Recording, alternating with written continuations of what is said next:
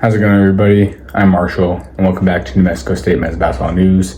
Today we got another special video for you guys. I'm going to be talking about Teddy Allen and Evan Gilyard II. Probably just refer to him as Gilyard or just Evan Gilyard in this video, because I don't want to keep saying the second.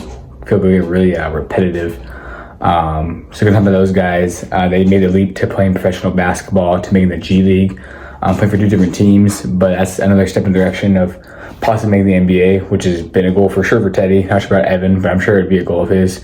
Evan actually played, was it last year's TBT, not this past year, but the year prior, for the Enchantment, and that's whenever UNM and NMSU combined and joined forces. They kind of want to limit everything that was going on because there's a lot of tension going on between the rivalry. So they joined forces. I believe Johnny McCanson and like guys from UNM are just, New Mexico, basketball players that have had great successes in the past, all teamed up together. Teddy obviously did his thing in the Canadian Elite Basketball League the past couple of seasons. So I'm going to mention that, talk about that.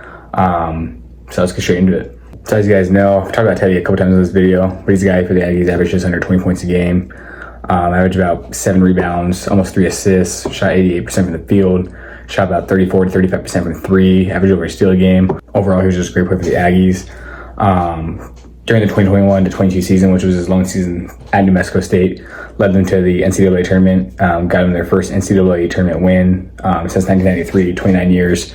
They beat UConn 70-63 in that opening round game, and they're the last team to still beat UConn. No one mentions that. No one gives us credit for that. No one talks about how we're still the last team to beat them.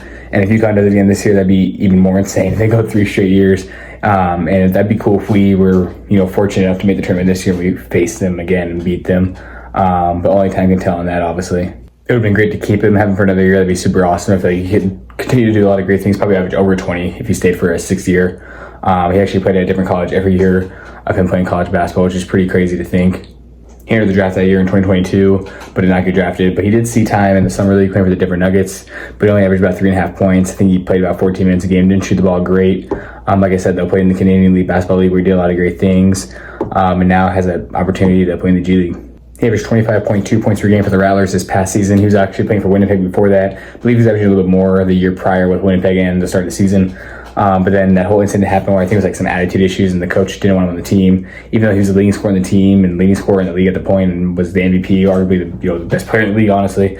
So it's pretty crazy that all went down, because you see guys in the NBA with attitude issues like Draymond Green punching his teammate, but he stays on the team. Come on now, it's just favoritism over there. I feel like Teddy, even though he might have had a little bit of attitude issues, makes sense why the coach, if anything, just give him less minutes or punish him another way. Don't kick him off the team. But he still did great things for the Rattlers. And the Winnipeg, they actually had a guy on their team average 26 a game. So if they had both those guys together, they could have probably won a championship or something. Teddy recently signed with the Rio Grande Valley Vipers. I believe it was on, what day was it? I cannot remember off the top of my head. It was just a couple days ago. I didn't post about it too long ago. I think it happened on Friday. Made a post about that when I found out. Thought that was really interesting. They're the direct affiliate of the Houston Rockets. So there's always a chance maybe he plays for the Rockets, or if another team wants to pick him up. And he played in the NBA like his brother did when he played for the Grizzlies. That was an incident too. I think I mentioned in the video in the past, how he was nobody knew who he was. I think somebody posted the stats that I had question marks, so they didn't know who he was. But again, if you keep with college basketball, you should have known who he was, because he actually played with Jabari Rice, Teddy Allen's teammate. So Jabari Rice played with both Timmy and Teddy, and Timmy was, I think he was the leading scorer on the team, or one of the top scorers on the team. I want to say he averaged about 14 points a game. I could be wrong, because then Jabari averaged 13 just under him. So pretty crazy that people didn't know who he was. I feel like you got to be a casual fan not to know who he is. I feel like averaging 25 points per game in the Canadian Elite Basketball League, obviously, makes you deserve to have a G League roster spot or even be in the NBA. Taze Moore is a guy who led that league, and he was top in rebounds, assists, points, all the big stats when he played for the Vancouver Bandits, which is literally just 30 minutes away from my family's house in Blaine. So if I really wanted to, could have went to a game to watch him. And again, that the end of those games, it always goes into a Elam ending, kind of like the TBT. So a lot of guys like it. I think Taze and both Teddy liked it. A lot of guys commented how every league should have that, and that's just the best thing ever. Obviously, me being a Blazers fan, I love Taze. He had a bucket in the preseason, and he had a really good dunk last year against the Kings. If y'all look up Taze Moore, I'm sure that's one of the top ones on there. Was a really great player. I can't remember how many points he averaged in the Canadian League Basketball League, but I want to say he averaged about 20 or just under that. So they produce so many great talents. I also know former NBA players that are going to go play there, and then players that have played there that have gone to the NBA. So there's definitely a chance for Teddy and Evan to make that leap. Now that we talked about Teddy, let's talk about Evan. He spent 2 years at UTEP his first 2 years, then he went to New Mexico State for his last 2 years, and played for Kansas City his last year. And surprisingly, New Mexico State actually wasn't where he was the greatest at. He was the best at Kansas State his last year as a fifth-year senior, which makes sense. He had a lot of great experience. I'm not sure if he played with younger guys, but it would make sense. He averaged 16.7 points a game, so really solid for college basketball. And when he was at the Aggies his 2 years, I think he averaged a combined of like only about 8 points or 9 points. Then he was at UTEP, he averaged about 11, I want to say. I think he averaged 11 overall in all of his college career. So he's a pretty good scorer. His shooting woes were here and there. I think he shot about 40% from the field, from three and all that. I think he shot a little below, it was at 35%. So it could have been a little bit better shooting the ball, but overall, was just a great, tenacious hard worker. Played good on the defensive end, which is a great player for the Aggies. And actually during the 2019-20 season, every game he played in, the Aggies won. I don't know if he was hurt at the beginning of the year, wasn't able to clarify that. But they had that 16-game win stretch. I think he played in 19 games, so he's a part of all the 16 games that they won, in that streak. And then he was part of 3 other wins, and they didn't lose a single game that he played in, which I didn't know until I was looking at his stats. And I was looking at the game. I'm talking too fast. I was looking at the game-by-game stats, and they had won every game that he played in. So I thought that was pretty interesting. The following year, the Aggies were only 12-8, not as great, but still a solid team. I think they made the I want to say they made, was it the semifinals or the championship game against GCU, and lost that by almost 20. But he played well overall in the season and played well enough to earn a spot on the Kansas City roster and just dominate there. And then, played professionally in the G League. He actually played overseas in Vietnam for a little bit. Wasn't able to find any stats, but it's kind of funny because I'm actually writing an essay about this poem by Yusuf Komunyakaa. It's called Facing It, and he talked about his experience being in the Vietnam War. And so, when I saw that he played in Vietnam, it gave me PTSD from that essay. But hopefully the essay is going to get my professor said that the rough draft looked good. So hopefully the final draft is even better and I can get a very high score in it. Would really help out the grade. I'm at a B right now, so I could bring it up to an A. He's also only put in 2 grades, so it's kind of unfair to say the B, because I could definitely have an A once all the grades are put in. He's actually played in the G League before. He played for the Windy City Bulls last year, the direct affiliate of the Chicago Bulls. And he averaged, I'm not too sure, because I was looking at the stats, said he averaged 4.7 points per game. But then I saw another thing that said he's averaged 6.3, so I'm not really entirely sure. I guess we can just give him the benefit of the doubt. I said he averaged more points. But him and Teddy are going to definitely be guys that want to make that leap to the NBA. Make it 16 players to 18 players to make the NBA. And it actually might be 17 if they include Jabari Rice. Because even though he didn't play an actual NBA game, he still made it to the NBA. And maybe the 16's already including him. But I know that wall that's been there said, I think it was a couple years ago when I first got here as a freshman, it's always said 16 players, but then Jabari made it after my freshman year. So I think it might have been 17, then Teddy and Evan would make it 19. Not entirely sure, could be wrong on that. But just having those guys, be able to make the NBA would just be awesome in general. And it could happen anytime soon. You never know. Both those guys are pretty good scorers, especially Teddy.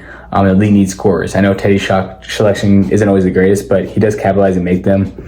Maybe they don't think his game will translate to the NBA. Still be great to see him in the NBA. He's about 6'6". He's got a good frame. Evan, though, is only 5'10". He's actually shorter than I am. I'm about 5'11", 6 foot on a good day. He's only 5'10", 170. So if he made the NBA, that'd be awesome. Kind of similar to how Diego Pavia, he's also only 5'10". He's listed at 6 foot. He's admitted that he's 5'10". I've walked by him multiple times in the past when he was here as a student. I was taller than him. But he's doing a lot of great things. I think he made the NFL. A lot of people say he won't be able to make it just because of his height. But maybe him and, Evan can both make the, biggest league in their respective sports despite their size. Evan just signed with the Raptors 905, which is the direct affiliate of the Toronto Raptors. Obviously, Raptors makes sense. Kind of like, Bulls makes sense. The one that didn't really, Vipers, Rockets, that's a different team name. So that could be confusing. But luckily you guys know now because of me, or just because you looked it up on the internet. I don't know everything. I literally just knew it because I looked it up on the internet and told you guys. So yeah. It'll be interesting to see how they play together and when they go head to head, even though they weren't teammates at New Mexico State because Evan was here for the 1920 and the 2021 season, and then Teddy came the year right after that. I'm sure they still at least know of each other and know that they both went to Mexico State. So it'd be cool to see that little matchup. And if that does happen, I would definitely make a post about it. And I'm sure the official basketball account will make a post about it as well.